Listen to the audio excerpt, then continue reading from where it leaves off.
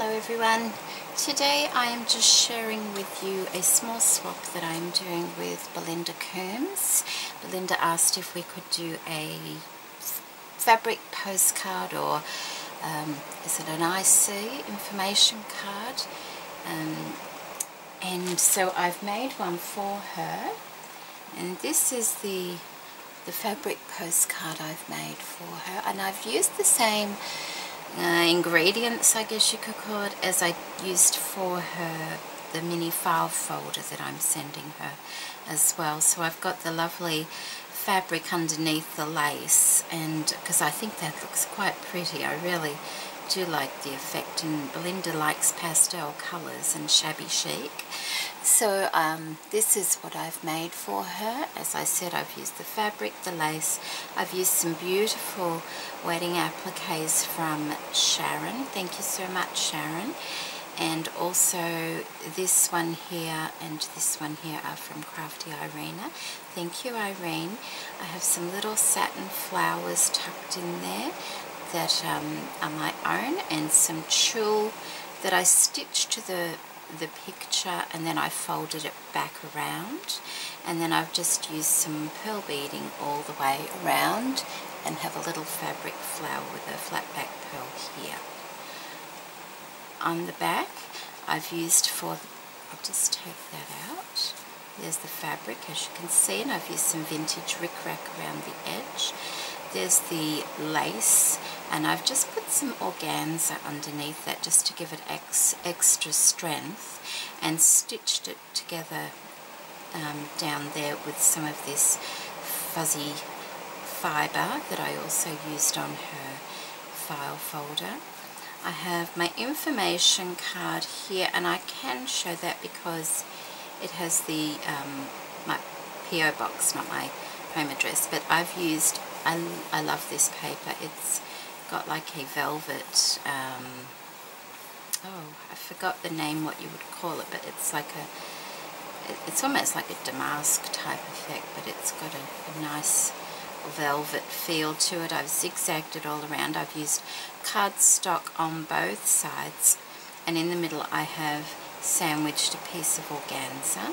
I've used some fuzzy fibres, some little cotton threads, and a Diamante flower there as well, and just my information on the back, and also another wedding applique from Sharon to decorate that. So that's the fabric postcard, and this picture was sent to me quite some time ago by Louisa, so thank you for that, Louisa. And to go with that, I've also made a little pin cushion, because everybody's making pin cushions at the moment. I'm actually a little bit jealous of Jean because she's getting all these lovely pin cushions which she's going to adore. So I've made another little pin cushion to go with the same, you know, the same theme. I've put my pin cushion with my fabric and my lace. I've got a little a flower in the center. It's just one of those little rosebuds that I've opened up and put a pearl. Just a couple of little pins stuck in.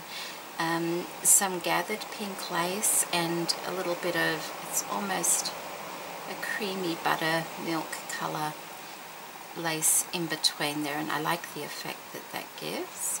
I've used a jello mold and I've painted it, and I've put this lovely fine lace that I am quite sure,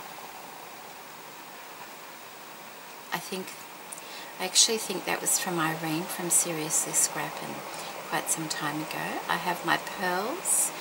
I found a little metal dish for it to sit on to give it more weight, and I've painted that up also. I have a pink doily inside from Lynn Harris, and a little white one underneath, just so it's nice and smooth, and even remembered to put my details, and a little tiny bit of fuzzy fibre sandwiched underneath there. So that's a little pin cushion for Belinda. And then I've also decided that I would decorate her a little box. I found this box while I was at the thrift store last week, I think it was, and I just liked it because it has a magnetic closure, and I think I love that when that happens. And it was only 50 cents too, so I mean, I have the fabric underneath and the lace again, and all this lace came from a shirt I found at the op shop once. I have some lovely paper flowers here that Jean Rag sent me quite some time ago. A fabric flower that I've made, another one that I've made over here, and a rolled rose. Some of this gorgeous wedding applique from Sharon, thank you, and some fuzzy fibers sticking out, some pearl beads and a ribbon. And I have some lace all the way around the outside. I did paint the box first because it was a little bit bright, so I painted it, and the colour I've used for the paint is called Pavlova. It has a very slight pink tinge to it. It's barely noticeable, but it's only if you put it next to something that's really white that you can tell. Then I've used this lovely pink braid going all around the outside, and then underneath I've just put a piece of paper to finish the bottom, and I've put my name on it as well.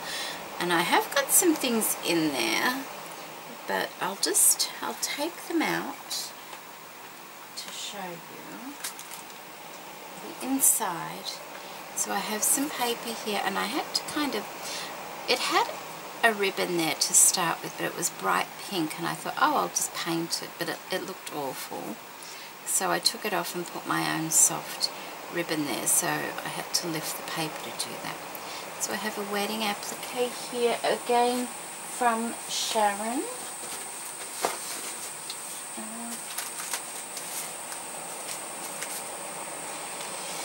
Over the top of the paper, I've gone around the inside with the same lace as the outside. I have a beautiful vintage lace down the bottom there, and pearls all around the edge of it.